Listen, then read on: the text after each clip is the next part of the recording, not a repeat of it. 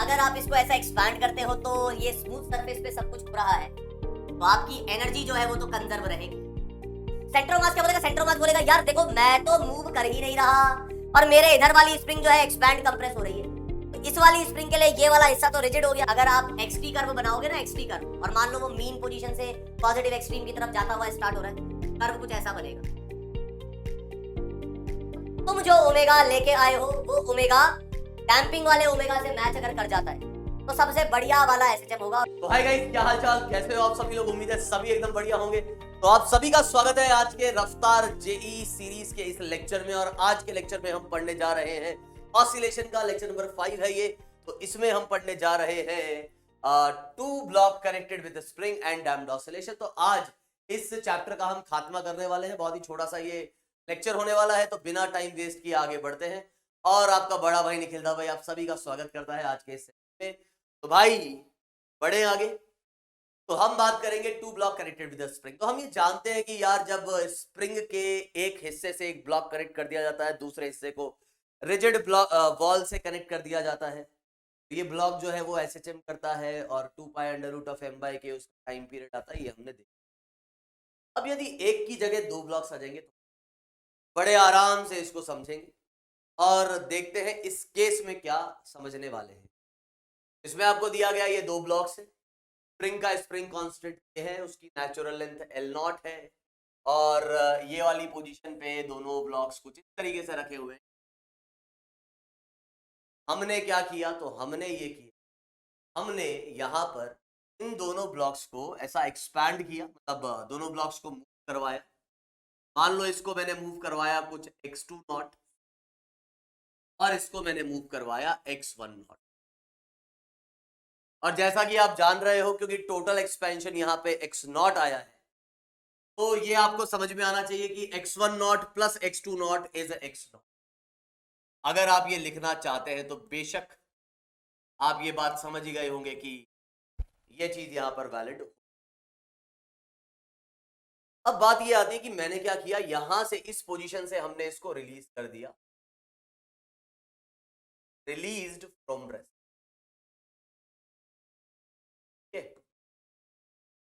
बात यह है कि क्या ये एसएचएम करेंगे कि नहीं करेंगे, और अगर करेंगे तो टाइम पीरियड इसका कितना होगा। तो इतनी बात तो क्लियर है कि यार अगर आप इसको ऐसा एक्सपैंड करते हो तो ये स्मूथ सरफेस पे सब कुछ हो रहा है, तो आपकी एनर्जी जो है वो तो कंजर्व रहेगी, और एनर्जी कंजर्व रहेगी तो जितना आपने एक्सपेंशन लाए उतना ही ये कंप्रेशन पे भी जाएगा। तो नो डाउट ये ब्लॉक्स ऐसा आके कंप्रेस भी हो। तो क्या जब मैंने इसको रेस्ट पे रिलीज किया तो उस वक्त सेंटर ऑफ मास की वेलोसिटी अगर मैं तुमसे पूछूं, मतलब इस वक्त सेंटर ऑफ मास की वेलोसिटी तुमसे पूछूं तो वो क्या रहेगी? वो रहेगी 0। और क्योंकि since there is no external force acting on it, therefore आप कह सकते हो momentum of centre of mass conserved constant. मतलब P final is equals to initial which is actually what is 0। Centre of मास यहां पर रेस्ट में ही रहेगा।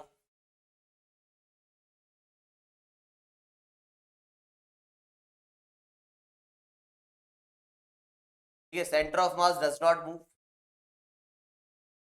क्या हो रहा है? हाँ, centre of mass does not moves at all. Clear है? आई बात समझ?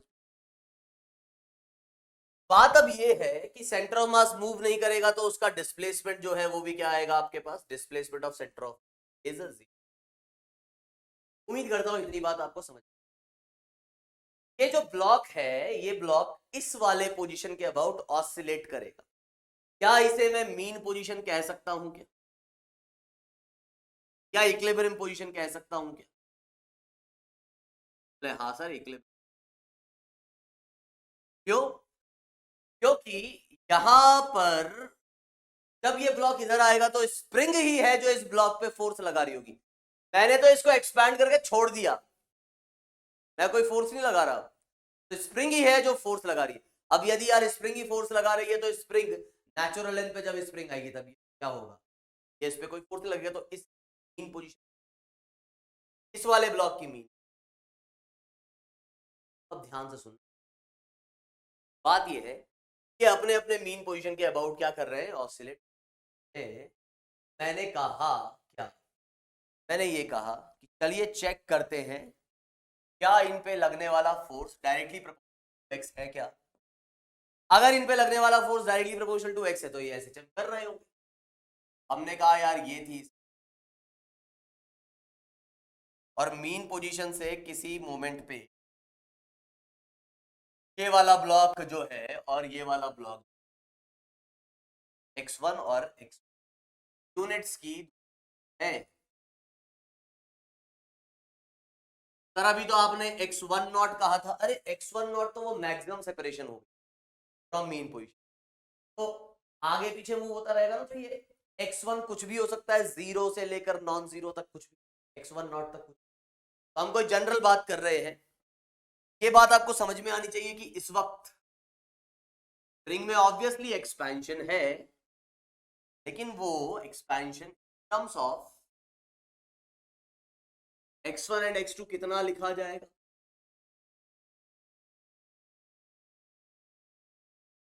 अब देखो अक्सर बच्चे जल्दबाजी में गलती क्या करते हैं, उनसे पूछा कि यार चलो बात करते हैं किसकी, m1 की। तुम बोले हाँ हाँ सर बात करेंगे m1 की। मैंने कहा यार m1 पे कितना फोर्स लग रहा है, बोला क्या बात कर रहे हो सर जी, m1 पे फोर्स लग रहा है kx1, यहीं पे कर दिया गोबर, kx1 बोलते ही।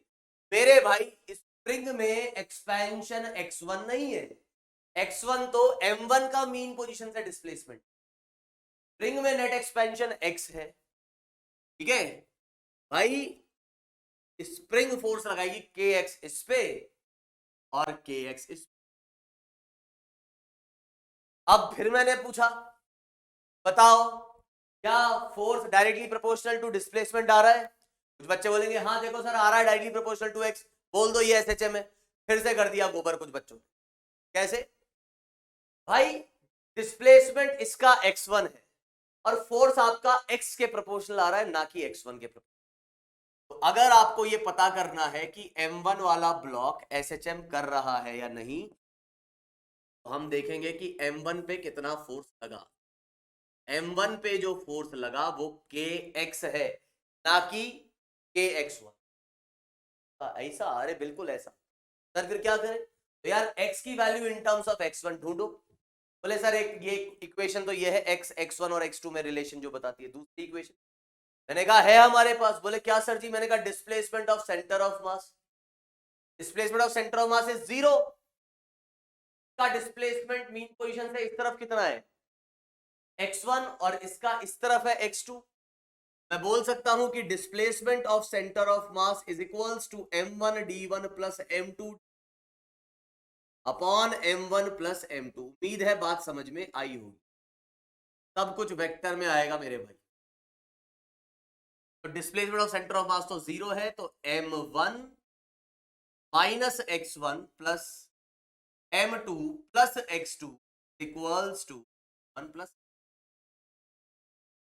भाई इसका डिस्प्लेसमेंट इधर, इसका डिस्प्लेसमेंट इधर, तो ये माइनस और ये प्लस। यहां से जो इक्वेशन आई वो आई m1 x1 इज, दूसरी इक्वेशन कह देता हूं इसको पहली इक्वेशन। अब मैं ऐसा कर लेता हूं कि यार x2 की वैल्यू उठा के यहां पटक देता हूं बाय यूजिंग 1 एंड 2। क्या दिख रहा है बाय यूजिंग 1 एंड 2। एक मिनट, ऐसा ये बहुत ही शानदार फोकस कर रहा है, कैमरे का काम बहुत ही जोरदार है, शानदार काम कर।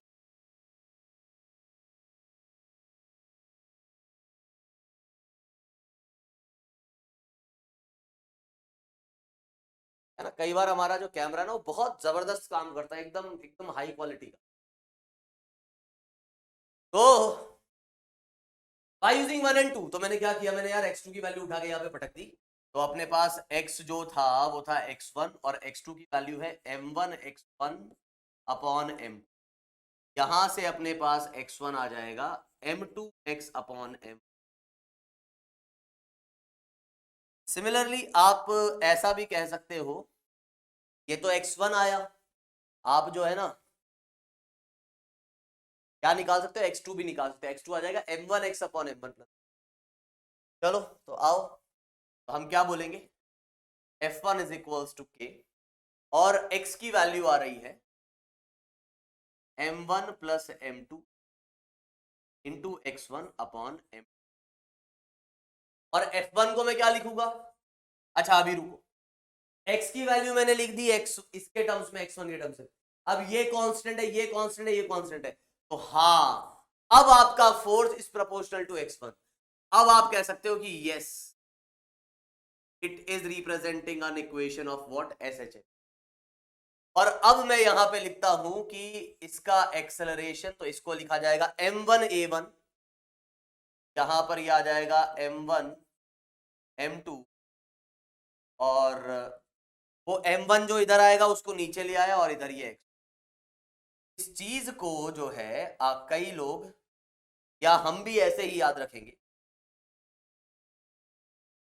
कि m1 m2 upon m1 plus m2 और इंटू x1,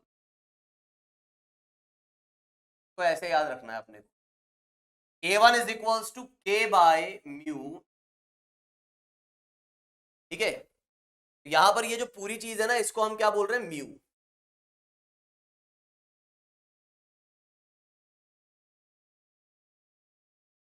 इसको हम कह देंगे क्या, म्यू। म्यू जो है इसे क्या क्या कहा जाता है, इसे कहा जाता है रिड्यूस्ड मास। कौन सा मास, रिड्यूस्ड मास। क्यों, क्योंकि इसकी जो वैल्यू है वो m1 और m2 दोनों से ही कम आती है, ये बोलते हैं रिड्यूस्ड मास। और यहां पर ये ऐसा लग रहा है, देखो ये फर्स्ट टर्म जो थी ना, इसको फोर्थ टर्म बना दिया, मतलब इसको ऐसा लिख दिया थोड़ा सा, ये k तो था ही, और ये था अपने पास m1 m2 upon m1 plus m2, और ये x1, तो ये म्यू हो गया। तो ऐसा लग रहा है कि जैसे कि m1 ना होकर के म्यू हो। जब हम एक स्प्रिंग से एक ब्लॉक लगाते थे m मास का, तो अपने पास इक्वेशन आती थी acceleration is equals to k by m into X. m की जगह इस बार ये आ रही है m1 m2 upon m1 plus m2, क्यों कहते हैं रिड्यूस्ड। और यहां से जब आप क्या निकालोगे, यहां से जब आप निकालोगे ओमेगा, तो ओमेगा आ जाएगा आपका कितना, ऑफ k बाय, और टाइम पीरियड आ जाएगा 2 pi under root of by K. आई बात समझ में, तो जी हाँ ये SHM कर रहा है। अब तुम कहोगे सर, मैंने कहा हाँ हाँ बिल्कुल यार। अरे यार सर एक चीज बताओ, मैंने कहा बिल्कुल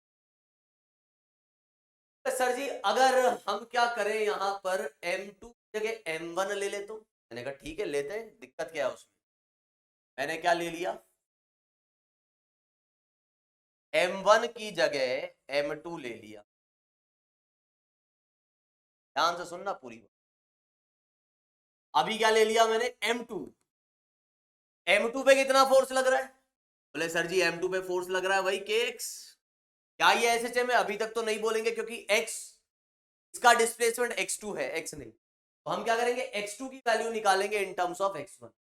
इतना सा चेंज यहां कर देंगे। इस बार हम क्या करने वाले हैं, इस बार हम x1 की वैल्यू डालेंगे, तो ये आ जाएगा m2 x2 upon m1 plus x2, और यहां से x2 जो आएगा अपना, यहां से x2 जो आएगा वो आएगा m1x upon m1 plus m2। यहां x की value in terms of x2 जब आप डालोगे तो आपको मिलेगा k, और x की वैल्यू आ जाएगी m1 plus m2 x upon m1, और f2 को आप लिखोगे m2a2 मास इंटू एक्सेलरेशन।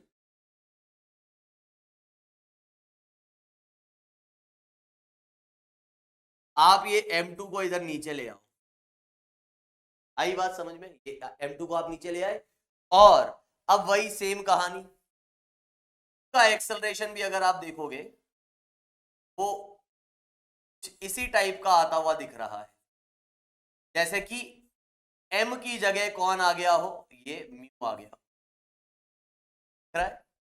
बस ये आपके पास जो है ये आ जाएगा k बाय म्यू। मतलब ये हुआ कि यहां पर इधर भी टाइम ओमेगा आपके पास यही, टाइम पीरियड भी यही, मतलब दोनों का ओमेगा और टाइम पीरियड एकदम सेम होंगे। तो आप ये ध्यान रखो, जब भी डबल मास आ जाएगा ना तो डायरेक्ट ये याद रखो, डबल मास वाले केस में टाइम पीरियड अपने पास 2 pi under root of m by K याद रहता है ना, तो m की जगह बस म्यू यूज कर लेना है, रिड्यूस्ड मास यूज कर, और बात खत्म हो जाएगी। ये अपने पास टाइम पीरियड। तो एक और तरीके से आप क्या कर सकते हो, सॉल्व कर सकते हो इसी ही चीज को, आप क्या कर सकते हो, एक और तरीके से सॉल्व कर सकते हो। बोले क्या है वो तरीका? तो क्या है वो तरीका? हम ऐसा बोल देते हैं कि अगर मैं with respect to centre of mass देख, ध्यान से सुनना, with respect to centre of mass यदि, मतलब आपको सेंटर ऑफ मास पे बैठ जाना है। इस पर्टिकुलर सवाल में आपके पास ये एक सहूलियत थी कि मतलब ये जो मैंने पढ़ाया ये एक पर्टिकुलर टाइप का केस हो गया, इसमें हमने उसको एक्सपैंड करके छोड़ा था।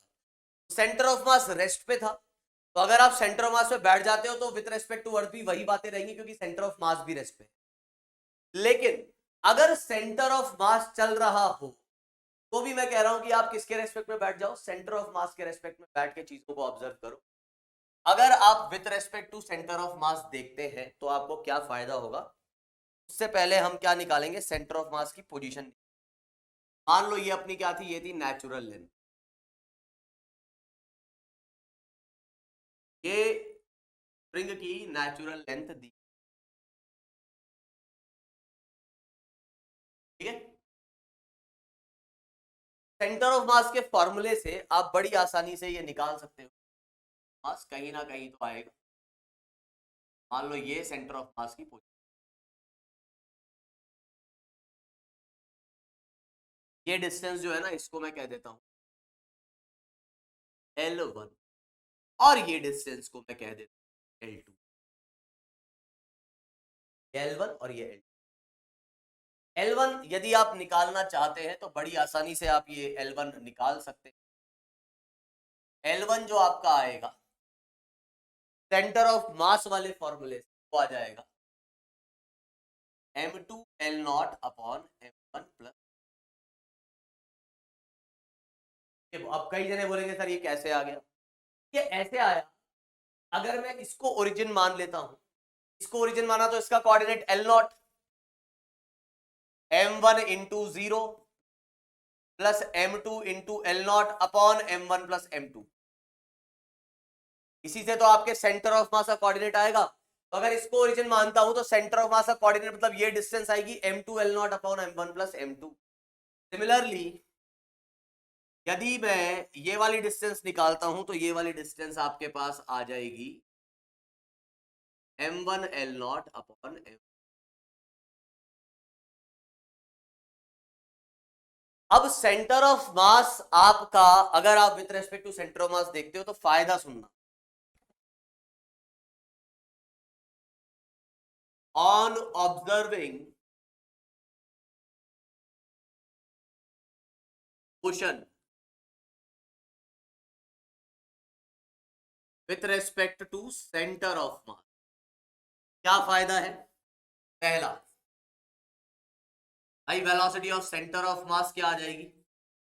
अब तुम बोलोगे सर सेंटर ऑफ मास पे ही तो ऑब्जर्वर बैठा है, मतलब ऑब्जर्वर कौन है, सेंटर ऑफ मास, और सेंटर ऑफ मास को खुद की वेलोसिटी क्या दिखेगी, वो तो 0 दिखेगी हमेशा।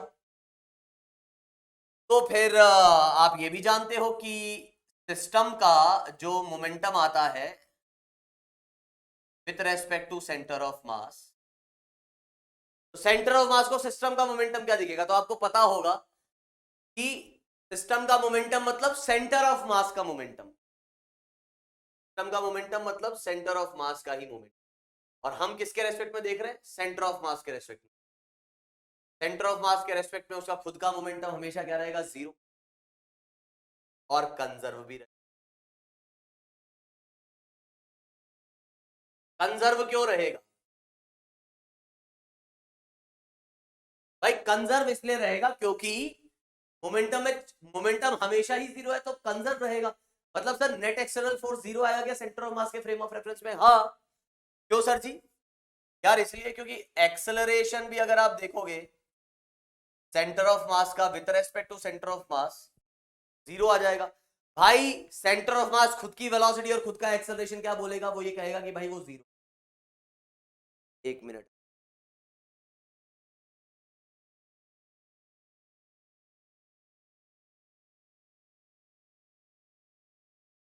हाँ जी। तो वेलोसिटी सेंटर ऑफ मास की और एक्सेलरेशन सेंटर ऑफ मास का 0 आएगा, तो आप ये साफ साफ जानते हो,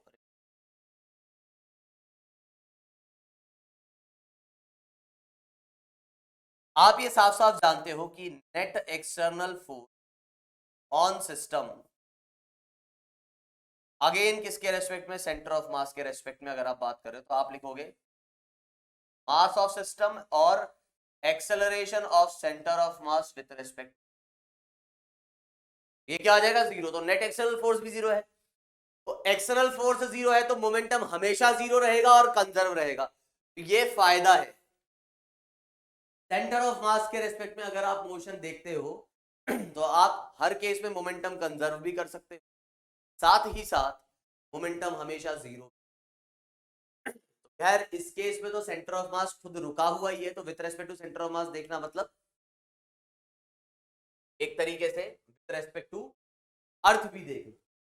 यहां अभी हम क्या कह रहे हैं? हम कह रहे हैं हम with respect to centre of mass motion को ऑब्जर्व तो कर ही रहे हैं। तो अब आप एक बात को समझना, इधर से ध्यान से सुनना। भाई सेंटर ऑफ मास कह रहा है मैं तो रेस्ट में हूं, सेंटर ऑफ मास क्या कह रहा है? सेंटर ऑफ मास कह रहा है मैं तो रेस्ट में हूं। सेंटर ऑफ मास को आधी स्प्रिंग इधर दिख रही है, आधी आधी मतलब ऐसा नहीं एग्जैक्टली L/2 लेंथ आपको पता ही है। सेंटर ऑफ मास के लिए ये एक अलग स्प्रिंग हो गई, समझ में आ रही है बात? सेंटर ऑफ मास के लिए ये एक अलग स्प्रिंग हो गई जो कि से कनेक्टेड है। इसका जो लेंथ है उसको हमने कहा है L1 और सेंटर ऑफ मास खुद तो चल नहीं रहा, तो सेंटर ऑफ मास को ऐसा ही तो लगेगा। ध्यान से सोचना, सेंटर ऑफ मास क्या बोलेगा? सेंटर ऑफ मास बोलेगा यार देखो मैं तो मूव कर ही नहीं रहा और मेरे इधर वाली स्प्रिंग जो है एक्सपैंड कंप्रेस हो रही है, तो इस वाली स्प्रिंग के लिए ये वाला हिस्सा तो रिजिड हो गया, रिजिड सॉरी फिक्स्ड हो गया। ऐसे ही इस वाली स्प्रिंग के लिए ये वाला हिस्सा फिक्स्ड हो गया। आप ऐसा, ये कुछ ऐसा बिहेव करेगा जैसे कि दो अलग अलग स्प्रिंग्स हो, जैसे कि क्या हो? दो अलग अलग स्प्रिंग्स हो। इसका स्प्रिंग कांस्टेंट इसको हम कह देंगे K2 की नेचुरल लेंथ L2। अब आप बोलोगे K1 K2 कैसे निकालेंगे? तो ये भी आपको मैंने समझाया हुआ है क्या कि स्प्रिंग कांस्टेंट और नेचुरल लेंथ का प्रोडक्ट जो है ना वो कांस्टेंट रहता है। मतलब KL0 is equals to K1L1 equals to K2L2। यदि आपको K1 निकालना है तो वो आ जाएगा KL0 अपॉन L1। L1 कितनी है, कितना निकाला था हमने? L1 की वैल्यू निकाली है हमने, L1 is M2L0 upon M1 plus M। कटा कटा K1 की जो वैल्यू आएगी, मतलब ये इतनी स्प्रिंग जो है उसका स्प्रिंग कांस्टेंट कितना आ जाएगा? वो आ जाएगा कुछ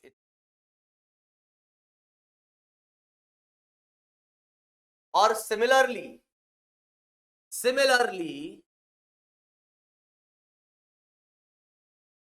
K2 जो आप निकालोगे वो कितना आ जाएगा? वो आ जाएगा K M1 plus M2 upon, ये K2 की वैल्यू आ जाएगी। अब जरा देखो, अब हमारे हिसाब से तो नॉर्मल केस हो गया जिसमें क्या है एक स्प्रिंग है और एक ब्लॉक है, तो इसका टाइम पीरियड क्या लिखोगे? इसका टाइम पीरियड लिखोगे 2 pi under root of m1 by k1। अब k1 की वैल्यू क्या है वो देख लेते। तो k1 की जो वैल्यू है वो आ रही है k m1 plus m2 upon m2, तो वो ऊपर गया और ये वही रेड्यूस्ड मास वाला कंसेप्ट आ गया। देख लो ऐसे, ये आ गया अपने पास ऊपर म्यू और नीचे ये टाइम पीरियड आपका निकल आया इसका। ऐसे ही यहां भी निकालोगे तो भी सेम ही आ जाएगा। क्यों आ जाएगा सेम? क्योंकि यहां जब आप करोगे तो क्या बोलोगे? Time period is 2 pi under root of m2 by k2। k2 की वैल्यू जब आप रखोगे तो भी आपको यही मिल जाए।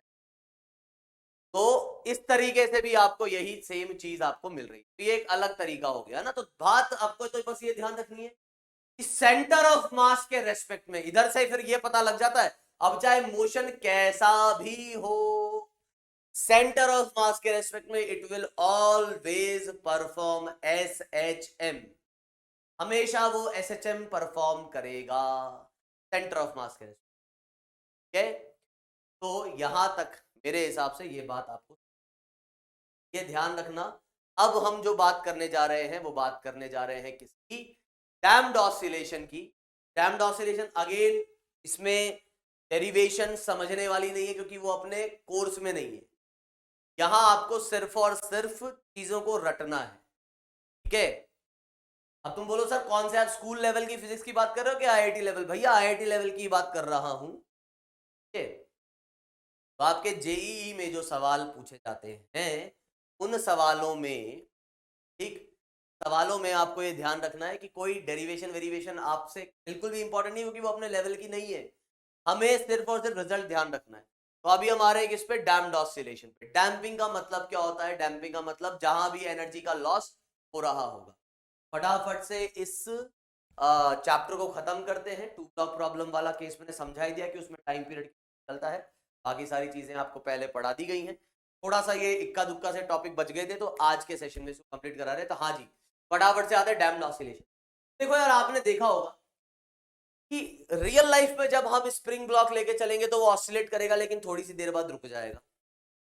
पेंडुलम भी आप लेके चलोगे तो वो ऑसिलेट करेगा, थोड़ी सी देर बाद रुक जाएगा। हम जो पढ़ रहे हैं उस केस में वो कभी नहीं रुकेगा क्योंकि एनर्जी का लॉस हो नहीं रहा। लेकिन रियल लाइफ में एनर्जी का लॉस होता है। क्यों? Due to friction, due to air resistance, काफी चीजें हो सकती है जिनकी वजह से एनर्जी का लॉस हो रहा है। और उसी एनर्जी लॉस की वजह से वहां पर हमें देखने को डैम्पिंग। डैम्पिंग मतलब यहां से छोड़ा, फिर इधर गया, फिर और कम गया, फिर और कम गया, फिर फाइनली रुकी गया। एम्पलीट्यूड जो है उसका कम होते जा रहा है। डैम्पिंग के अंदर ये कुछ हो, आई बात समझ में? इधर गया, फिर उतना उधर नहीं गया, फिर इतना इधर नहीं गया, फिर और कम, फिर और कम, फिर और कम, फिर और कम, फिर और कम, और फिर फाइनली डैम्पिंग इसे कहते हैं। अब डैम्पिंग का जैसा कि मैंने बता ही दिया, फ्रिक्शन की वजह से डैम्पिंग रह सकती है ना।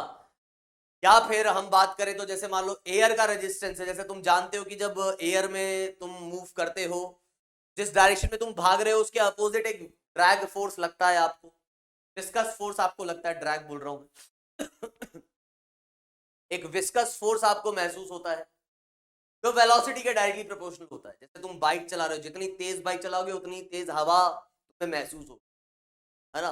वो हमने पढ़ा भी है स्टोक्स लॉ में, 6 पाई ईटा आर वी एक स्फेरिकल ऑब्जेक्ट की। हम भी यहाँ पे जो डैम्पिंग की बात कर रहे हैं वो ऐसे ही केसेस की बात कर रहे हैं जहां पर तो वो फ्रिक्शन फोर्स है वो वेलोसिटी के डायरेक्टली प्रोपोर्शनल आ रहा है। पहले ये सारी कहानी पढ़ लेते हैं, फिर हम आगे इक्वेशंस के बारे में ध्यान देंगे और ये ध्यान देंगे कि क्या इंपॉर्टेंट है। देखो क्या है कि a particle will execute simple harmonic motion with constant amplitude if the resultant force on it is proportional to the displacement. हम जानते हैं कि अगर रिजल्टेंट फोर्स डिस्प्लेसमेंट के प्रोपोर्शनल होगा तो वो SHM करेगा और चलता रहेगा कांस्टेंट। ऑब्वियसली वो रीस्टोरिंग होना चाहिए, डिस्प्लेसमेंट के अपोजिट फोर्स। नेचर प्रोवाइड्स, हमें नेचर में काफी चीजें ऐसी देखने को मिलती, large number of situation in which such रीज एक्ट्स, जैसे कि the spring mass system, the simple pendulum. However, in many of the cases some kind of damping force is also present. Damping मतलब जो एनर्जी को, motion को oppose कर रहा है, एनर्जी का लॉस कर रहा है, मोशन को अपोज कर रहा है, तो वो damping force may arise due to friction between the moving parts, air resistance और several other causes. बहुत सारी चीजें हो सकती है. Damping force is a function of speed. ये damping force आपका कैसा है? Function of speed रहेगा and of the moving system and it is directed opposite to the velocity. तो स्पीड का फंक्शन होना चाहिए डैम्पिंग फोर्स. वो वाले केसेस पढ़ रहे हैं. प्लीज ऐसा मत बोलना सर अगर मैं एक स्प्रिंग ले लूं और एक ब्लॉक ले लूं, यहां ये सरफेस मैंने रफ ले ली, तो इस पे तो फ्रिक्शन जो लगेगा वो तो कांस्टेंट लगेगा, वेलोसिटी पे डिपेंड ही नहीं कर रहा. तो यहां ये इक्वेशंस वैलिड नहीं रहेंगी जो हम पढ़ने वाले हैं. हम सिर्फ उसी केस की बात कर रहे हैं जिसमें डैम्पिंग फोर्स स्पीड के प्रोपोर्शनल होगा. जितना तेज मूव कर रहा है उतना ही ज्यादा डैम्पिंग महसूस होगा, जैसे कि वो विस्कस फोर्स. ठीक है. Damping force function of speed अगर आपका है, ठीक है, और अपोजिट लग रहा है वेलोसिटी को अपोज कर रहा है, energy is lost due to the negative work. उस नेगेटिव वर्क की वजह से, क्योंकि फोर्स जिस डायरेक्शन में आपकी ऑब्जेक्ट मूव कर रही है उसके अपोजिट विस्कस फोर्स लग रहा है या वो डैम्पिंग फोर्स लग रहा है, तो वेलोसिटी के अपोजिट है, तो नेगेटिव वर्क वहां पे होगा जिससे कि एनर्जी का लॉस होगा and system comes to halt in. कुछ समय बाद सिस्टम जो है वो रुक जाएगा, ऑसिलेशन जो है खत्म हो जाएगा. तो डैम्पिंग फोर्स में be a complicated function of speed. अच्छा खासा कॉम्प्लिकेटेड फंक्शन तक आ सकता है. In several cases of practical interest the damping force speed. Okay, and this force may be written as like this. हम तो सिर्फ इसके ऊपर अपनी स्टडी को लिमिट कर रहे हैं. ज्यादातर केसेस में आपको ऐसा ही कुछ देखने को मिलेगा. तो मैंने अभी कहा था रफ सरफेस पे जो ब्लॉक में डैम्पिंग होगी फ्रिक्शन की वजह से, वहां की हम बात नहीं करते. तो ये एक एडिशनल फोर्स आपको देखने को मिलेगा. आप जानते हो कि भाई अभी तक एक फोर्स लगा करता था माइनस के एक्स, और इस फोर्स को हम कह देते थे मास इनटू एक्सेलरेशन. ठीक है. और इस एक्सेलरेशन को हम कह देते थे बाय dt. आई क्या बात समझ में? भाई जो फोर्स होता था वो mass into acceleration dv by dt, और वो माइनस के एक्स के इक्वल होता था. एक और एक्स्ट्रा फोर्स आ जाएगा माइनस का b. ठीक है. अब ये आपके पास एक डिफरेंशियल इक्वेशन है. इसको और कैसे लिखा जा सकता है वो सुन लो. ये जो आपके पास m है, मैं इसको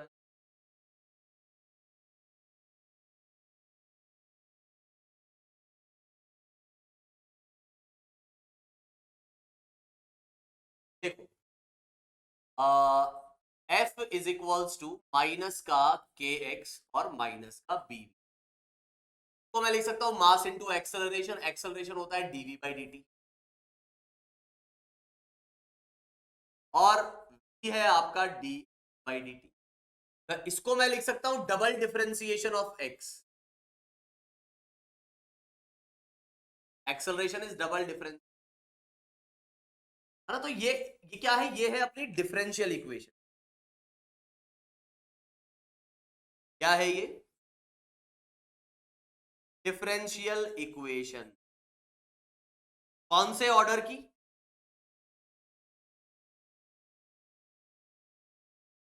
आपकी होती है ना quadratic equation, cubic equation, linear equation. तो ये भी डिफरेंशियल इक्वेशन है. देखो यहां पे आ रहा है डबल डिफरेंशिएशन, फिर सिंगल डिफरेंशिएशन. इसको बोलते हैं सेकंड ऑर्डर डिफरेंशियल इक्वेशन. कौन से ऑर्डर की डिफरेंशियल इक्वेशन है ये? Second order differential equation. Sir हमने क्या पहले भी कुछ ऐसा देखा है क्या? हाँ देखा है. जब डैम्पिंग नहीं थी तो हमने ये वाले ऑर्डर की डिफरेंशियल इक्वेशन का सॉल्यूशन तो देखा है.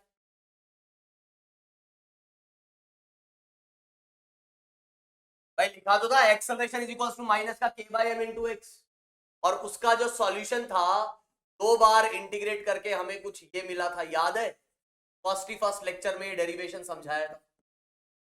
तो यार ये वाला डेरिवेशन अपने कोर्स के अकॉर्डिंग था तो मैंने करवा दिया था। अब इसका सॉल्यूशन अपने कोर्स में नहीं है तो हम इसको नहीं देखेंगे इस सॉल्यूशन को, लेकिन डायरेक्ट रिजल्ट याद रखेंगे। तो इसका जो रिजल्ट आता है वो क्या आता है, इसका रिजल्ट आता है कुछ ऐसा, ऐसा आता है रिजल्ट। अगर आपके पास सेकंड ऑर्डर डिफरेंशियल इक्वेशन है, इसका रिजल्ट आएगा आपके पास a नॉट e की पावर b बाय 2m और sine omega dash t plus 5। तो ये आपका क्या है, ये है एम्पलीट्यूड। भाई एसएचएम की इक्वेशन ऐसी तो आती थी, एम्पलीट्यूड और sine omega T plus 5। Amplitude की जगह कुछ ये चीज आ रही है, क्या है ये बताएंगे अभी। Omega dash angular frequency, phi initial phase. Sir जी कैसे पता लगेगा, अरे वो तो पता लग जाएगा ना, मीन से अगर वो इधर जा रहा है तो 0, मीन से इधर जा रहा है तो पाई, पॉजिटिव एक्सट्रीम से स्टार्ट हुआ है तो पाई बाय 2, पाई निकल जाएगा। ओमेगा डैश कैसे निकालेंगे, ओमेगा डैश का फॉर्मूला याद ओमेगा डैश का जो फॉर्मूला है वो आएगा आपके पास, वैसे एंगुलर फ्रीक्वेंसी कितनी होती थी याद है, root of k by m. तो वो जो के बाय एम है, root of k by m, यहां पे k by m as it is, बस साथ में आपके पास b बाय 2m का स्क्वायर और आ जाएगा। ये याद रखना, एक b बाय 2m का स्क्वायर। इसको कई बार ऐसा भी लिखा जाता है,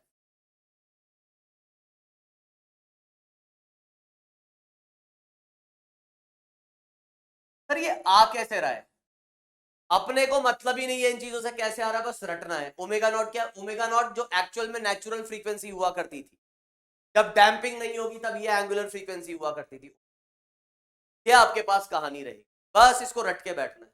भाई एसएचएम में दो ही तो चीजें इंपॉर्टेंट है, एक तो ओमेगा एक फाई, तीन सॉरी, एक ओमेगा एक फाई और एम्पलीट्यूड। ये आपका एम्पलीट्यूड है, इस बात को थोड़ा सा आप समझ के चले। ये जो चीज आ रही है आपके पास, ये क्या है, amplitude. Amplitude in case of damping, damping वाले केस में आपका एम्पलीट्यूड जो है वो खुद as a function of time आ रहा है, वो टाइम के साथ कम होता जा रहा है। आप ये रटी लो, ये b by 2m, a naught e raise to power minus b by 2m into t. मतलब ये हुआ आपका एम्पलीट्यूड जो है वो कम होते जा रहा है टाइम, एक्सपोनेंशियली। जैसे अगर आप एक्सटी कर्व बनाओगे ना, एक्सटी कर्व, और मान लो वो मीन पोजीशन से पॉजिटिव एक्सट्रीम की तरफ जाता हुआ स्टार्ट हो रहा है, कर्व कुछ ऐसा बनेगा।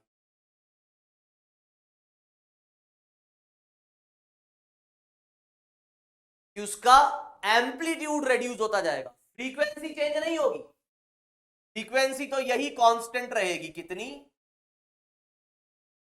a by m minus b by 2m का स्क्वायर। टाइम पीरियड रहेगा 2 pi by omega dash. Time period में कोई चेंज नहीं आएगा, फ्रीक्वेंसी में कोई चेंज नहीं आएगा, एम्पलीट्यूड कम होता जाएगा, बस ये ध्यान रखना है। b आपके पास वो जो वो सॉरी अपना जो डैम्पिंग फोर्स आ रहा था ना, माइनस का b इंटू वी, b वो वाला ही b है, m है यहां पे मास। ये आपको फॉर्मूला याद रखना है। इस टाइप से यहां पे क्या होगा, एम्पलीट्यूड आपका कम होते जाएगा। सर ये क्या बनाया आपने, ये यार आप इक्वेशन नहीं बनाते थे क्या, एक्सटी कर्व एसएचएम के अंदर इस टाइप का, बस यहां पर एम्पलीट्यूड कम होते जा रहा है ये। अच्छा सर एम्पलीट्यूड 0 होने में कितना टाइम लगेगा जरा बताना, तो ये भी यहां से अगर मैंने देखा, जैसा कि आपको साफ साफ यहां से पता लग रहा है, e की वैल्यू जब आप इनफाइनाइट डालोगे, ये e की power minus b by 2m है, मतलब यहां पर ये कुछ इक्वेशन ऐसी आ रही है ना, a नॉट और e की power b by 2m। Denominator देखो, न्यूमरेटर तो 0 हो नहीं सकता, डिनोमिनेटर को इनफाइनाइट होना पड़ेगा, तो इनफाइनाइट कब होगा, वो at t equals to infinity.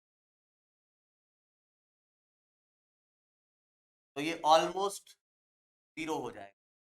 तो मोशन पूरी तरीके से खत्म होने में ऐसे केसेस में कितना टाइम लगा देगा? इनफाइनाइट टाइम लगा देगा। और तुम बोलोगे असल में तो सर हमको दिखता है कि वो रुक जाता है, क्योंकि असल में क्या हो रहा है कि वो मोशन फिर वो ना के बराबर रहेगा, बहुत ही हल्के हल्के वाइब्रेशन जो तुम्हें देखने को ही नहीं मिलते, ठीक है। और एग्जैक्टली भी वो माइनस बीवी वाला फॉलो तो हो ही रहा होता है, ऐसी रहती।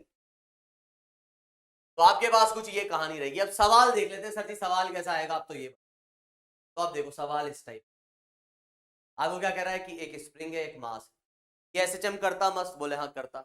F is equals to minus k x लग रहा होता, हाँ लग रहा होता। अब इससे एक पिस्टन जोड़ दिया नीचे, पिस्टन पानी में है, पानी में मूव करेगा पिस्टन, तो तुम जानते हो पानी में किसी भी चीज को मूव कराओगे तो उस पर एक डैम्पिंग फोर्स आएगा ही आएगा, एक रेजिस्टिव फोर्स आएगा ही आएगा। अब तुम कहोगे सर बायनेंसी फ्लुएंसी में, कहा उसको भूल जाओ, यहाँ पे नेग्लिजिबल वॉल्यूम है, ये सिर्फ आपको दे रखा है एक डैम्पिंग फोर्स इधर एक्स्ट्रा लगेगा। आपको यहाँ क्या कहा गया है कि ब्लॉक का मास दिया गया है 200 ग्राम, तो एक ग्राम में दिया गया है, इस बात को ध्यान रखें। की वैल्यू दे रखी है, ये भी ग्राम में ही दे रखी है, तो टेंशन नहीं लेनी है। Gram centimetre, sorry gram second inverse, तो ये ग्राम सेकेंड इनवर्स कैसे आ गई कि फोर्स आपका है माइनस का बीवी, फोर्स होता है mass into acceleration, acceleration velocity upon time, B का यूनिट आ जाएगा क्या? केजी पर सेकेंड, ठीक है, ये ग्राम पर सेकेंड में। और के की वैल्यू आपको दी 80 न्यूटन पर मीटर, ये आपको एसआई में दिया गया। अब ध्यान से बोल रहा है द पीरियड ऑफ ऑसिलेशन, सबसे पहले तो ओमेगा निकाल लेते हैं। ओमेगा कैसे निकलेगा भाई? ओमेगा निकलेगा के बाय एम माइनस का बी बाय 2m का वायर, यही तो था।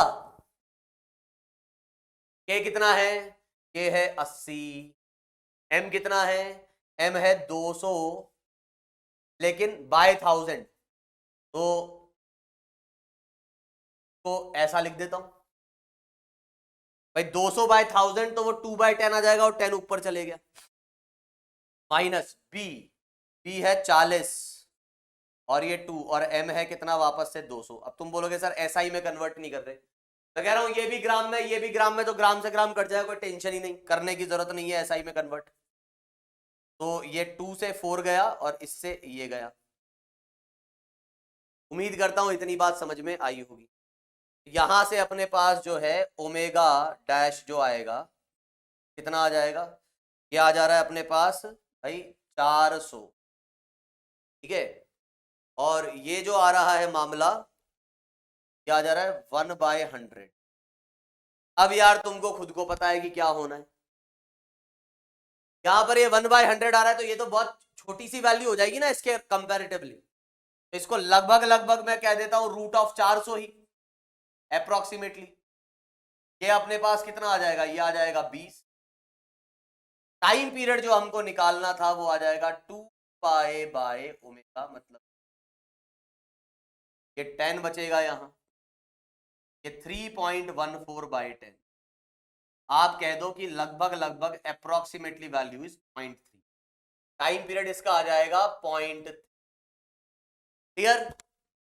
Time taken for its amplitude of vibration to drop to half of its initial value. इस टाइप के सवाल बहुत ज्यादा पूछे जाते हैं। तुम ये पूछोगे सर इसमें इंपॉर्टेंट इक्वेशन, मतलब इंपॉर्टेंट फॉर्मूला कौन सा है? यहां इंपॉर्टेंट फॉर्मूला यही है बस, ये वाला, ये सबसे इंपॉर्टेंट फॉर्मूला है।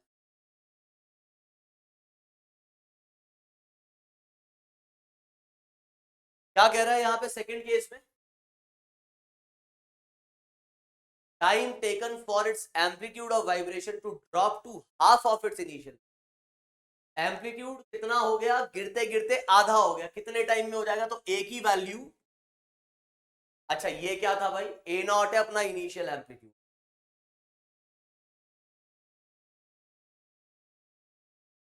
ये है इनिशियल एम्पलीट्यूड। जब टी की वैल्यू आप 0 डालेंगे तो उस वक्त आपका ये एम्पलीट्यूड। अच्छा एक चीज और लिख देता हूं, यहाँ पे टोटल एनर्जी भी आप लिख सकते हो इधर से, फिर हाफ के ए स्क्वायर। टोटल एनर्जी भी आपकी कम होती जा रही है, अगर आपको समझ में आ रहा है तो। भाई ए का स्क्वायर तो स्क्वायर करूंगा, 2 कट जाएगा और इस पे स्क्वायर आ जाएगा, ये टोटल एनर्जी का फॉर्मूला आ जाएगा आपके पास। टोटल एनर्जी भी आपकी कम होती जा रही है क्योंकि हाफ के ए स्क्वायर, ए कम हो रहा है तो एम्पलीट्यूड कम हो रहा है तो एनर्जी भी कम। हाँ जी, तो वापस आ जाते हैं। तो ये इनिशियल एम्पलीट्यूड की आधी वैल्यू रह गई है, आधी वैल्यू रह गई है तो हम क्या कहेंगे, हम कहेंगे कि भाई बी टी बाई 2m कटा कटा की power b by 2m is equals to, दोनों तरफ लॉग ले लिया तो ये आ गया b t by 2m is equals to ln2 natural log 2, मतलब लॉग बेस e2। और b बाई 2m की वैल्यू तो b कितना था, b था 40 और ये था 200, ये था 40 और ये था 200, वो ग्राम से ग्राम कट जाएगा तो टेंशन नहीं लेनी है। और ये आ जाएगा अपने पास 0.693। ln2 की वैल्यू तो याद ही रखते हैं, ln2 की वैल्यू याद रख लो 0.693। यहां से इससे ये कटा, इससे ये कटा तो यहां से ये आ जाएगा 6.93। कितने टाइम में आपका ये मामला शांत हो जाए, ये हो गया सेकंड। और फिर क्या कह रहा है, लास्ट पार्ट था इसका इसी क्वेश्चन में, time for the mechanical energy to drop half of its initial. तो आप जानते हो यार मैकेनिकल एनर्जी आधी कब हो जाएगी, भाई मैकेनिकल एनर्जी आधी तब हो जाएगी जब एम्पलीट्यूड आपका 1/√2 टाइम्स आएगा। करता हूं बात समझ में, क्यों, मैकेनिकल एनर्जी आपकी होती है हाफ के ए स्क्वायर,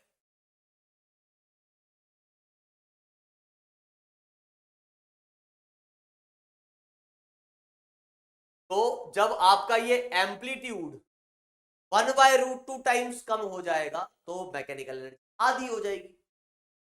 तो आप या तो इधर ऐसा कर दो, इसको आधा कर दो, या इसकी वैल्यू आप क्या बोल दो, ए जो है वो a0/√2, वो हाफ के ए स्क्वायर, ए की वैल्यू जब 1/√2 टाइम्स गिरेगी तो मैकेनिकल एनर्जी हाफ टाइम्स हो जाएगी उसकी। यहां से हम कुछ ऐसा लिखेंगे, ऐसा लिखेंगे, ऐसा लिखेंगे, ये कटेगा ये कटेगा, और फिर यहां से वही पावर बाई 2m। भाई मैं बिल्कुल एकदम तरीके से सॉल्व कर रहा हूं, कहीं कोई दिक्कत ना हो तुम्हें। ठीक है, फिर यहां पे भाई दोनों तरफ मैं लॉग ले लूंगा, उम्मीद करता हूं कहीं कोई तकलीफ नहीं आ रही होगी। यहां जब मैं लॉग लूंगा, ये 2 की पावर हाफ, शायद बात समझ ही गए होंगे, डायरेक्ट भी कर सकते हैं करने वाले तो हाफ आगे आ जाएगा और ये लॉग बेस इससे ये कट गया। मतलब अगर तुम देख रहे हो तो पूरे मामले में इसी का जस्ट आधा टाइम आ रहा है, बस इसी का आधा टाइम आ रहा है और कुछ नहीं आ रहा है। ये तो हम निकाल ही है वैल्यू, बस ये 2 हटा हुआ है, दिख रहा है। तो ये वाला टाइम इसका जस्ट आधा है, ये जो टाइम आ जाएगा वो आ जाएगा 6.9/2। डायरेक्ट भी लिख सकता था मैं, ना डायरेक्ट भी लिख सकते थे, 3 जा 6, 4 जा 8 और 2 6 जा 12, बाकी आगे छोड़ भाड़ में जाए। 3.46 सेकेंड्स जो है यहाँ पर ये आंसर। एक और सवाल करते हैं, अब देखो क्या कह रहा है, अब कह रहा है when an oscillator complete 100 oscillation its amplitude reduced to 1/3 of initial value। Okay, तो हम जानते हैं कि अपने पास ये फॉर्मूला होता है पावर माइनस का बाय 2m। कह रहा है कि 100 ऑसिलेशंस हो जाने पर, मतलब टाइम कितना गुजर चुका है 100t, और what will be its amplitude when it completes 200 oscillations। इसको अगर मैं T1 कहता हूं और इसको T2 कहता हूं तो 200 का मतलब कितना हो गया, टाइम्स ऑफ T1।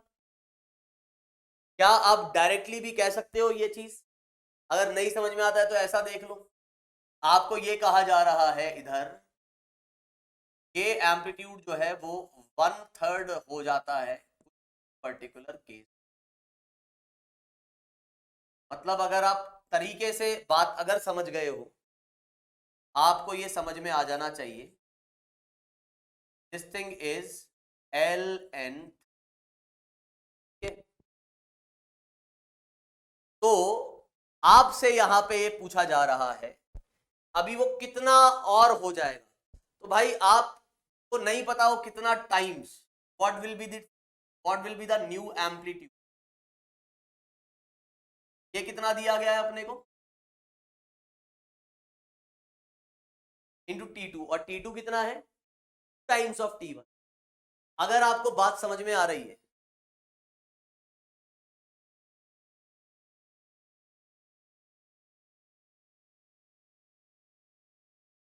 ये मामला दिख रहा है कि नहीं दिख रहा है भाई, ये मामला दिख रहा है ना अपने को। यहां से आप सीधे सीधे भाई T2 आपको दिया हुआ है इसी का डबल, T1/2T इसकी वैल्यू आपको लॉग के टर्म्स में पता है नहीं क्या भाई। इसको मैं ऐसा लिख सकता हूं ना, ठीक है। वैसे जिसको लॉग आता होगा उसने तो ढंग से ही कर लिया होगा आराम से। तो ऐसे लिख सकता हूं, बोले हाँ सर लिख सकते हैं। अच्छा सर ये क्या लिखा हुआ है, मैंने कहा यार ये लिखा हुआ है ln। अच्छा तो 2 को ऊपर ले जाऊं, बोले ले जाओ। n कितना आ गया, n आ गया 3 का स्क्वायर मतलब 9। सॉल्व करके बता दिया भाई, डायरेक्ट नहीं बताया मैंने। ऐसे नहीं कहोगे कि सर देखो एकदम से, कई बच्चे में कमेंट में पढ़ता हूं सर आप डायरेक्ट सॉल्व करवाते हो ढंग से नहीं समझाते।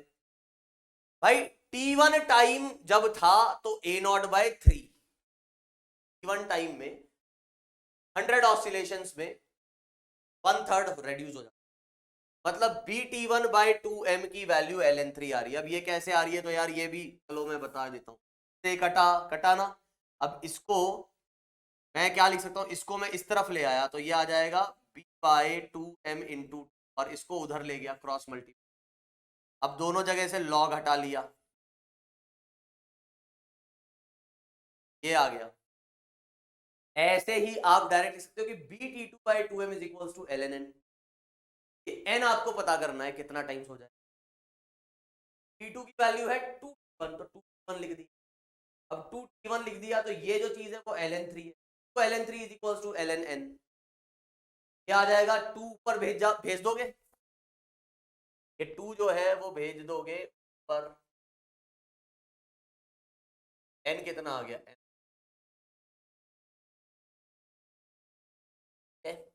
ये आपके डैम्ड ऑसिलेशन के सवाल हुए। अब ऐसे एक फोर्स ऑसिलेशन, ये इतना इंपॉर्टेंट नहीं है लेकिन फिर भी समझना है तो समझ लो, कि रटने के लिए है। बहुत ही रेयर चांसेस रहते हैं कि सवाल वाल पूछे जाए इस पे, क्योंकि इतना इंपॉर्टेंट नहीं है। तो फोर्स ऑसिलेशन का मतलब क्या है कि हम जानते हैं डैम्पिंग हो रही है। जैसे मान लो कोई बंदा झूला झूल रहा है, झूला झूलते झूलते तुम अगर उसको धक्का नहीं दे रहे हो या वो भी अपनी टांगों से जमीन को धक्का नहीं दे रहा है, थोड़ी देर बाद वो डैम्पिंग की वजह से रुक जाएगा। लेकिन अगर वो हमेशा तुमको उसको झुलाना है तो उसके लिए हम जानते हैं कि एक बंदा पीछे जाके खड़ा हो जाता है जो उसको धक्का देता है, ठीक है। अब उसके टाइम पीरियड की जो बात है वो इस बंदे पे डिपेंड कर रहा है कि वो किस तरीके से धक्का दे रहा है। तुमने उसको पकड़ा हुआ है और तुम उसको झुला रहे हो, तुम्हारा एक एक्सटर्नल फोर्स तुम लगाने लगे कि वो डैम्पिंग की वजह से जो एनर्जी का लॉस हो रहा था उस एनर्जी लॉस को तुम नहीं होने दे रहे हो, तुम फोर्स कर रहे हो उसे ऑसिलेट करने के लिए। क्या होगा कि वो mass into acceleration net force is equals to kx तो है ही, रीस्टोरिंग है, डैम्पिंग फोर्स है, एक हम ये एक्सटर्नल फोर्स और लगा देंगे, ये हम एक एक्स्ट्रा फोर्स लगा देंगे, और जो रिजल्टेंट इक्वेशन आएगी वो जो होगा वो इस फ्रीक्वेंसी से ऑसिलेट करेगा। उसकी एंगुलर फ्रीक्वेंसी ये होगी, क्यों कि भाई एक बार जब मैं फोर्स लगाने लग गया तो मेरे अकॉर्डिंग वो ऑसिलेट करेगा कि नहीं, तो जो रिजल्टेंट SHM होगा वो इस एंगुलर फ्रीक्वेंसी के मुताबिक होगा। जो इक्वेशन आती है वो आएगी अपने पास कुछ इस टाइप की, x is equals to a sin ओमेगा t प्लस फाइव। अब तुम बोलोगे सर ओमेगा क्या है, ओमेगा जो तुमने वो फोर्स लगाया ये ओमेगा है। अच्छा जी, ए क्या है, ए की वैल्यू भाई ये है f naught by m upon root में ओमेगा स्क्वायर, जो कि आपका आपने जो फोर्स लगाया उसकी एंगुलर फ्रीक्वेंसी, ओमेगा नॉट जो नेचुरल फ्रीक्वेंसी होती है root of k by m का स्क्वायर का whole square minus b omega by m का होल स्क्वायर। इधर से ये ए निकलेगा, ये इतना इंपॉर्टेंट नहीं है क्योंकि तुम्हें दिख ही रहा है फालतू में कितना गच्चड़ पच्चड़ है यहाँ पर। ये रट लेना अगर रटना हो तो ये एम्पलीट्यूड आ जाएगा। और फिर हम ये देखते हैं, देखो एम्पलीट्यूड जो है ना वो आपके इस एंगुलर फ्रीक्वेंसी पे डिपेंड कर रहा है, आप जो लगा रहे हैं एक्सटर्नल फोर्स की एंगुलर फ्रीक्वेंसी पे एम्पलीट्यूड डिपेंड कर रहा है। तो एंगुलर फ्रीक्वेंसी को आप वेरी करोगे तो एम्पलीट्यूड वेरी करेगा, एंगुलर फ्रीक्वेंसी को आप वेरी करोगे तो एम्पलीट्यूड वेरी करेगा। If we vary the angular frequency of applied force the amplitude changes, और वो एम्पलीट्यूड मैक्सिमम तब होगा जब उस एक्सटर्नल फोर्स की फ्रीक्वेंसी ओमेगा डैश के इक्वल आ जाए। ओमेगा डैश कौन सा वाला, डैम्पिंग वाला। तो डैम्पिंग वाले केस में जो टाइम पीरियड ऑफ ऑसिलेशन रहता है, मतलब बात को समझना कि तुम जब वो बंदा जब खुद से झूल रहा है तो सबसे बढ़िया वाला झूला कब झूलेगा, वो तुम उसके पीछे जाओ और उसके टाइम पीरियड को डिस्टर्ब नहीं करो। तो जिस टाइम पीरियड से झूल रहा है उस टाइम पीरियड से उसको झुलाओ। मतलब तुम जो ओमेगा लेके आए हो वो ओमेगा डैम्पिंग वाले ओमेगा से मैच अगर कर जाता है तो सबसे बढ़िया वाला एसएचएम होगा और उस केस में एम्पलीट्यूड मैक्सिमम आएगा। अदरवाइज क्या होगा, वो किसी अलग ओमेगा से झूल रहा है, तुम गए तुमने एक अलग ओमेगा वाला फोर्स लगा दिया, तो स्टार्टिंग में तो मोशन पूरी तरीके से डिस्टर्ब हो जाएगा। मतलब वो झूला आ रहा है ऐसे और तुम धक्का लगा रहे हो ऐसे, क्या होगा, वो बंदा हिल जाएगा एक बार को, भाई ये धक्का दे रहा है कि गिरा रहा है, ठीक है। फिर थोड़ी देर तक तो मोशन एकदम अजीबोगरीब रहेगा और फिर जाके तुम्हारे फ्रीक्वेंसी के अकॉर्डिंग ऑसिलेशन सेट होंगे, लेकिन वो मैक्सिमम एम्पलीट्यूड नहीं होगा। मतलब बात ऐसा समझो तो कि ग्रेविटी लाना चाहती है उसको नीचे और तुम धक्का दे रहे हो उधर, तो कुछ अजीब सी बातें तुम कर रहे हो वहां पे, तुम अजीब टाइप का ऑसिलेशन करवा रहे हो। सबसे बढ़िया ऑसिलेशन या एम्पलीट्यूड कब होगा या मैक्सिमम एनर्जी कब आएगी, जब आपकी अप्लाइड एंगुलर फ्रीक्वेंसी डैम्पिंग वाले एंगुलर फ्रीक्वेंसी से मैच करे, नेचुरल फ्रीक्वेंसी से नहीं। नेचुरल फ्रीक्वेंसी क्या है, root of k by M. जब डैम्पिंग फोर्स नहीं होता तब जो फ्रीक्वेंसी होती है एंगुलर फ्रीक्वेंसी, उसको मैं नेचुरल बोल रहा हूं। डैम्पिंग है तब क्या है, ओमेगा डैश, जो कि अपना क्या था, root of k by m minus का बाय 2m का होल स्क्वायर। देखा था ना अभी हमने डैम्पिंग में, a बाय एम और माइनस के b बाय 2m का होल स्क्वायर। इस फ्रीक्वेंसी के इक्वल अगर आप लगा दोगे उस केस में एम्पलीट्यूड भी मैक्सिमम होगा और एनर्जी भी मैक्सिमम होगी। इसी कंडीशन को कहते हैं रेजोनेंस। तो फोर्स्ड ऑसिलेशन में देखो इतनी सी बात ध्यान रखना, आपसे अगर इसमें पूछेगा तो रेजोनेंस वाली कंडीशन पूछ सकता है ज्यादा से ज्यादा। तो डैम्पिंग में क्या हो रहा था कि भाई ऑसिलेशन हो रहा था, टाइम पीरियड भी हमने निकाल लिया था, लेकिन वो एनर्जी कम होते जा रही थी। फोर्स ऑसिलेशन में हम क्या कर रहे हैं, एक फोर्स लगा दे रहे हैं जिसकी फ्रीक्वेंसी कुछ अलग फ्रीक्वेंसी है, वो मैच नहीं कर रही डैम्पिंग वाली एंगुलर फ्रीक्वेंसी। तो फोर्स ऑसिलेशन में रेजोनेंस की कंडीशन कब आती है, जब आपकी जो एंगुलर फ्रीक्वेंसी है वो डैम्पिंग वाली एंगुलर फ्रीक्वेंसी के एग्जैक्ट इक्वल, तब आपका एकदम बढ़िया वाला एंगुलर एसएचएम या आप कहें तो ऑसिलेशंस यहां आपको देखो। बस इसमें इतनी ही कहानी याद रखनी। कभी आपसे पूछे रेजोनेंस पे क्या होता है, फोर्स ऑसिलेशन में रेजोनेंस पे क्या फ्रीक्वेंसी होती है, ये फ्रीक्वेंसी होती है, रट लेना, एम्पलीट्यूड की तो बात ही नहीं करना, ठीक है।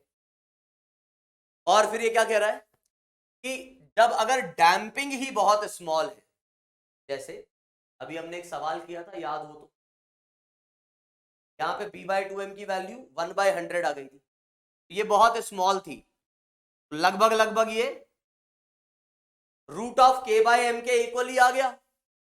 तो जब स्मॉल डैम्पिंग होगी, ना के बराबर डैम्पिंग होगी, आपका ओमेगा डैश नेचुरल फ्रीक्वेंसी के इक्वल ही आएगा। And the resonance occurs when the applied frequency is almost equal to the natural frequency. दो चीजें ध्यान रखना, जैसे अगर मान लो आपको इस सवाल में कहता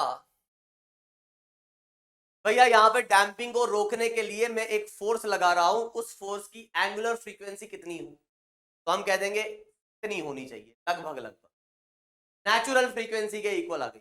वैसे तो डैम्पिंग वाले एंगुलर फ्रीक्वेंसी के इक्वल होना पड़ेगा, लेकिन वो लगभग लगभग उतना ही आ रहा है, ये आपको ध्यान रखना। बस इतनी सी बात जो है यहाँ पर रहेगी और ये चैप्टर हो जाता है यहीं पे समाप्त। हमने यहाँ पर डैम्पिंग की बात कही, डैम्पिंग में एम्पलीट्यूड कम होता है, फ्रीक्वेंसी का एक फॉर्मूला रहता है अलग से एंगुलर फ्रीक्वेंसी का, और फोर्स ऑसिलेशन में वही एंगुलर फ्रीक्वेंसी के इक्वल अगर आपका एक्सटर्नल फोर्स वाली फ्रीक्वेंसी रहेगी तो वहां पर क्या होगा, सबसे बढ़िया वाला फोर्स ऑसिलेशन होगा, मैक्सिमम एम्पलीट्यूड का फोर्स ऑसिलेशन, मैक्सिमम एनर्जी वाला फोर्स ऑसिलेशन।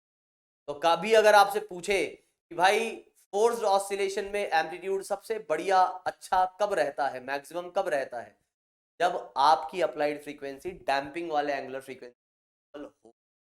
एनर्जी मैक्सिमम कब होती है, और स्मॉल डैम्पिंग है तो नेचुरल। ये हुआ आपका ये चैप्टर खत्म। अब हम जो पढ़ेंगे वो पढ़ेंगे वेव्स कल से, और भैया तैयार रहना, वेव्स एक बड़ा ही स्कोरिंग चैप्टर है और वो लोगों को बहुत टफ लगता है, वो सारी टफनेस निकल जाएगी। देखो क्या होता है ना, बच्चे सवाल तो सॉल्व कर लेते हैं, उनको फील नहीं आता है, तो मैं वो फील थोड़ा सा दिलाने की कोशिश करूंगा।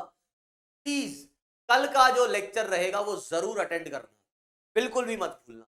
आज के लिए इतना ही, that's it for today session. Bye, take care, have a nice day. हाँ अभी तो लेक्चर, चलो जी, so bye, take care and जय हिंद।